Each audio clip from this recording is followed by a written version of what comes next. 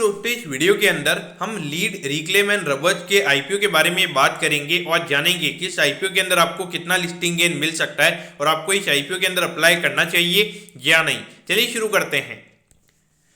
तो देखिए सबसे पहले हम ये जानेंगे कि ये कंपनी क्या काम करती है। तो देखिए ये जो कंपनी है, कंपनी 2012 में ये कंपनी स्टार्ट हुई थी, यानी कि ऑलमोस्ट अगर आप देखोगे 10 से 11 साल ये कंपनी को स्टार्ट हुए हो चुके हैं। तो देखिए जो कंपनी है, ये कंपनी जो रिक्लेम्ड रबर होता है, जो क्रम्ब रबर पाउडर होता है और जो रबर के ग्रेन्यूल्स होते हैं, तो ये तीनों चीजें ये कंपनी बनाने का काम करती है। अगर हम कंपनी के मैन्युफैक्चरिंग यूनिट की अगर हम बात करेंगे तो एक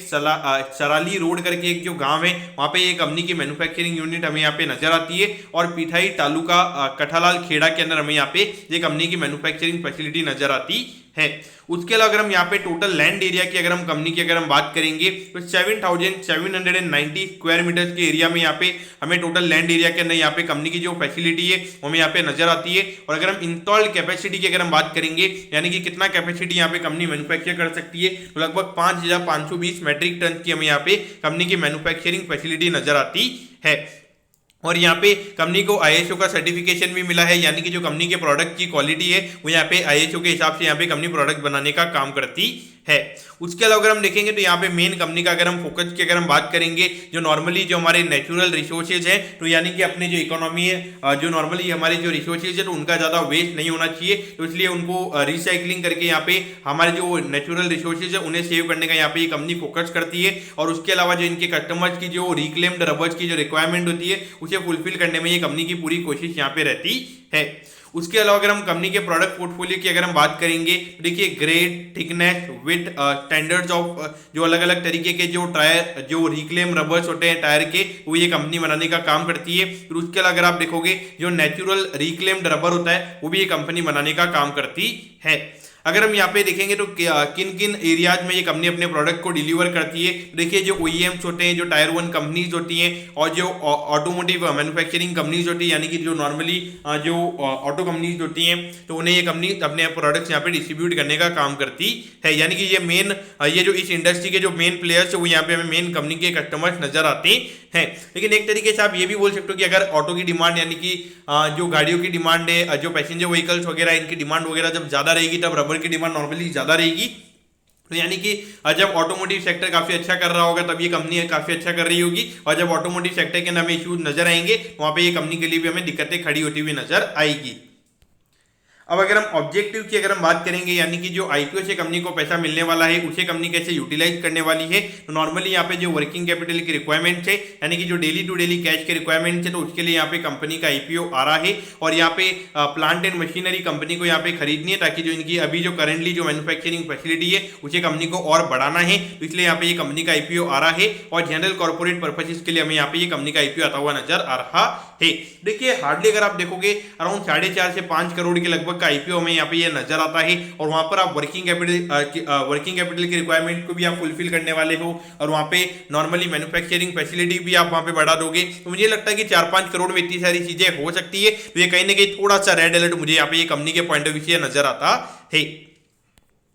अब अगर हम कंपनी के फाइनेंशियल से पहले अगर हम कंपनी के प्रमोटर्स की अगर हम बात करेंगे, तो देखिए बलदेव भाई पटेल, जयेश कुमार पटेल, कल्पेश पटेल, रेखाबेन पटेल, साधना पटेल और दीक्षा पटेल, यानी कि इन शॉर्ट अगर आप देखोगे तो यहाँ पे पटेल ग्रुप हमें यहाँ पे कंपनी का प्रमोटर नजर आता है। अगर हम यहाँ पे एसेट्स की अगर हम बात करेंगे तो देखिए लगभग 5 करोड़ से अगर आप देखोगे लगभग अभी 9.94 यानी कि लगभग 10 करोड़ के लगभग यहाँ पे कंपनी के एसेट्स हो चुके हैं। अगर हम रेवेन्यू की अगर हम बात करेंगे तो 4.83 करोड़ के लगभग यहाँ पे कंपनी का रेवेन्यू का नंबर था और अभी 6 महीने में कंपनी ने लगभग 5 करोड़ का रेवेन्यू अर्न कर लिया, जो कि इंडिकेशन दे रहा है कि लगभग ये साल 10-11 करोड़ के लगभग के रेवेन्यू के नंबर ये कंपनी हमें करती हुई नजर आएगी। अगर हम प्रॉफिटेबिलिटी की बात करेंगे तो यहाँ पे 36 लाख रुपीज के लगभग कंपनी का नंबर था और उसके बाद में ये नंबर में 22 लाख का होता हुआ नजर आया था, जो कि एक कोविड वाला ये था और वहाँ पे ऑटो कंपनीज के लिए वो साल काफी ज्यादा क्या कहते हैं कि बहुत बुरा साल रहा था और इसीलिए हमें ये कंपनी के भी नंबर इतने अच्छे देखने को नहीं मिले थे। अगर हम पिछले साल की अगर हम बात करेंगे 47 लाख रुपीज का प्रॉफिट यहाँ पे कंपनी ने कमाया है और अभी 6 महीने में लगभग 35 लाख रुपए का प्रॉफिट हुआ है,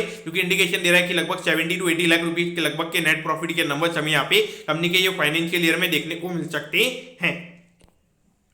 अब अगर हम आईपीओ डिटेल्स के बारे में अगर हम बात करेंगे तो देखिए 9 तारीख को ये आईपीओ में ओपन होता हुआ नजर आएगा और 13 तारीख को ये आईपीओ में क्लोज होता हुआ नजर आएगा और आई थिंक अराउंड ये तीसरा या चौथा आईपीओ में ये सेम डेट के नाम यहाँ पे ये कंपनी का नजर आता है। अगर हम प्राइस की अगर हम बात करेंगे तो 25 रुपीज पर शेयर पे यहाँ पे कंपनी शेयर दे रही है। 6000 शेयर का हमें यहाँ पे लॉट नजर आता है, यानी कि एक लॉट को अप्लाई करने के लिए यहाँ पे आपको 1,50,000 रुपए लगेंगे। अगर मैं इश्यू साइज की अगर मैं बात करूंगा तो यहाँ पे 4,88 लाख रुपीज का आईपीओ में यहाँ पे नजर आता है, यानी कि अगर मैं यहाँ पे रिटेल कोटा की अगर मैं बात करूंगा तो 2,44 लाख रुपीज का यहाँ पे रिटेल कोटा नजर आता है, यानी कि हार्डली अगर आप देखोगे अगर 120 लोग अगर ये आईपीओ में अप्लाई करेंगे रिटेल कोटा के अंदर तो यहाँ पे रिटेल कोटा में यहाँ पे टोटली सब्सक्राइब होता हुआ नजर आएगा। ये कंपनी हमें एनएससी के एसएमई प्लेटफॉर्म पे ये कंपनी हमें लिस्ट होती हुई नजर आएगी। तो देखिए अगर मैं यहाँ पे टाइम टेबल के बारे में अगर मैं बात करूंगा तो यहाँ पे लगभग 20 फरवरी को ये आईपीओ का आपको अलॉटमेंट पता चल जाएगा कि यानी कि आपको अलॉटमेंट मिला है या नहीं। ये एक्चुअली में अगर हम टाइम टेबल की अगर हम बात करेंगे यहाँ पे 9 से 13 को ये आईपीओ में क्लोज होता हुआ नजर आ रहा है। यहाँ पे कहीं ना कहीं मुझे लगता है कि मेरी टीम ने ये जो टाइम टेबल है वो यहाँ पे गलत डाला है। तो मैं आपको ये कह देता हूँ कि अगर लगभग 13 तारीख के लगभग अगर ये आईपीओ में क्लोज होता हुआ नजर आ रहा है, यानी कि लगभग 20-21 फरवरी के लगभग हमें यहाँ पे ये कंपनी की लिस्टिंग होती हुई नजर आएगी। अब अगर हम यहाँ पे वैल्यूएशन पैरामीटर्स की अगर हम बात करेंगे तो देखिए यहाँ पे बहुत सारे लोगों के माइंड में ये क्वेश्चन आएगा यहाँ पे कि अगर कंपनी की अर्निंग्स लगातार बढ़ी है तो यहाँ पे जो कंपनी का ईपीएस है वो हमें लगातार यहाँ पे बढ़ता हुआ गिरता हुआ नजर क्यों आ रहा है। तो देखिए नॉर्मली कंपनी ने नए नए लगातार अपने नंबर ऑफ शेयर नए इशू किए होंगे। जैसे अभी भी अगर आप देखोगे कंपनी अभी फ्रेश इशू कर रही है, यानी कि लगभग 5 करोड़ के नए शेयर्स कंपनी इशू कर रही है। तो वहाँ पे अगर आप नए शेयर्स इशू करोगे तो वहाँ पे आपका जो ईपीएस है वो गिरता रहता है। उस पॉइंट ऑफ व्यू से आपने वो देखना चाहिए। तो देखिए अभी लगभग 3 रुपए के ईपीएस पे ये कंपनी का आईपीओ आ रहा है और अभी लगभग कंपनी 25 या 26 रुपए पे ये कंपनी शेयर दे रही है। तो यानी कि लगभग 8 टाइम के पी रेशियो पे कंपनी का आईपीओ आ रहा है। और अगर हम आरओई की अगर हम बात करेंगे लगभग 16% का आरओई है, एक अच्छे आरओई पे ये कंपनी काम कर रही है। एनएवी की अगर हम बात करेंगे 13 रुपए की एनएवी है, यानी कि 2 टाइम के एनएवी पे कंपनी का आईपीओ आ रहा है। और अगर हम डेट टू इक्विटी की अगर हम बात करेंगे तो 1 के नीचे डेट टू इक्विटी का नंबर हमें यहाँ पे नजर आता है। और अभी मुझे लगता है कि जो 5 करोड़ ये कंपनी और इक्विटी रेज कर रही है तो उससे कंपनी का डेट टू इक्विटी हमें और अंडर कंट्रोल होता हुआ नजर आएगा। वैल्यूएशन वाइज अगर आप देखोगे तो इतना ज्यादा कॉस्टली नहीं है, लेकिन मेनली अगर आप देखोगे जो मेन ऑटोमोटिव इंडस्ट्री है तो इसके हिसाब से यहाँ पे कंपनी का बिजनेस चलने वाला है। तो मुझे लगता है कि वहाँ पे 20-25 के जो नॉर्मली पी रेशियोज होते हैं वो यहाँ पे ये कंपनी को मिलने चाहिए। तो देखिए अगर आप देखोगे अराउंड तीसरा से चौथा ये आईपीओ में यहाँ पे ये वीक के अंदर नजर आता है और ऐसा कहा जा रहा है कि 2-3 आईपीओ और अभी आने वाले हैं। उस पॉइंट ऑफ व्यू से देखा जाए तो मुझे कहीं ना कहीं ऐसा लग रहा है कि अभी एसएमई आईपीओ के अंदर थोड़ा हमें बबल होता हुआ नजर आ रहा है। क्योंकि अगर आप देखोगे अभी पिछले वीक एक ट्रांसफॉयल लॉजिस्टिक्स करके एक कंपनी थी और अगर आप देखोगे अराउंड 200 टाइम्स को आईपीओ में टोटली सब्सक्राइब होता हुआ नजर आया था और वो कंपनी हमें रेट टू रेट हमें ओपन होती हुई नजर आई थी। और उससे पहले अगर आप देखोगे एक मोक्ष ओवरसीज एजुकॉन करके एक कंपनी थी, वो भी अराउंड 100 टाइम्स से ज्यादा हमें सब्सक्राइब होती हुई नजर आई थी और वो अराउंड 10% हमें नीचे खुलती हुई नजर आई थी। तो कहीं ना कहीं अगर आप देखोगे तो अभी रिस्कीनेस यहाँ पे काफी ज्यादा मुझे बढ़ती हुई नजर आ रही है। और कहीं ना कहीं मुझे लगता है कि यहाँ पे एट दी एंड जो भी किसी भी चीज के अंदर काफी अच्छे अगर पैसे बन रहे होते हैं और वहां पे एट दी एंड मैंने देखा है कि retail investor at the and हमें वहां पे फंसता हुआ नजर आता है। क्योंकि अगर आप देखोगे पिछले साल जो टेक्सटाइल स्टॉक चल रहे थे तो वहां पे एट दी एंड जब उनका हाई बना था तो वहां पे बहुत सारे रिटेल इन्वेस्टर्स ने बाई किया था। TDSL IEX इन जैसे स्टॉक्स की अगर आप बात करोगे तो मुझे बहुत सारी जब एक क्वायरीज आती है तो मुझे लगता है कि यहाँ पे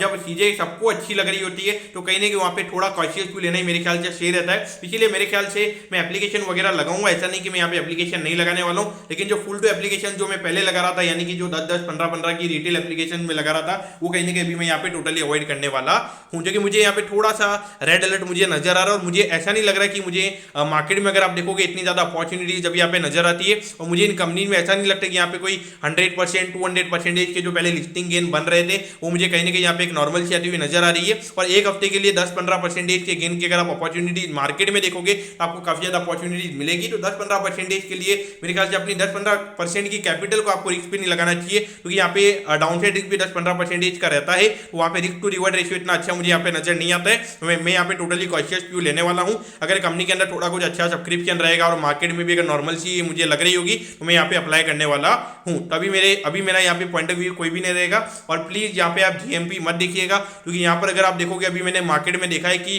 अगर 100-200 कॉन्ट्रैक्ट की भी डिमांड अगर मार्केट में हो जाती है, यानी कि 100-200 लॉट की डिमांड भी अगर मार्केट में क्रिएट हो जाती है तो वहाँ पे सीधा जीएमपी आपको 50-60% दिखती है। लेकिन जैसे ही आईपीओ में बंद होता हुआ नजर आता है तो जीएमपी में क्रैश होती हुई नजर आती है। इसीलिए ये ऐसे में आईपीओ में आपने बिल्कुल भी अभी जीएमपी नहीं देखनी चाहिए। अगर आपको कंपनी अच्छी लग रही है, आपको लगता है कि ग्रोथ यहाँ पे आने वाले टाइम पे ग्रोथ होने वाली है, तो ये आपने ये आईपीओ में अप्लाई करना चाहिए। प्लीज जीएमपी को यहाँ पे मत देखिएगा। तो दोस्तों मैं कहता हूँ कि लीड, रिक्लेम एंड रबर्ज के आईपीओ के बारे में आपको सब कुछ समझ में आ गया होगा। अगर आपकी कोई भी क्वेरीज है आप कमेंट कीजिए, मैं जरूर आपके कमेंट पर रिप्लाई करूंगा। ओके दोस्तों, thank you, have a nice day.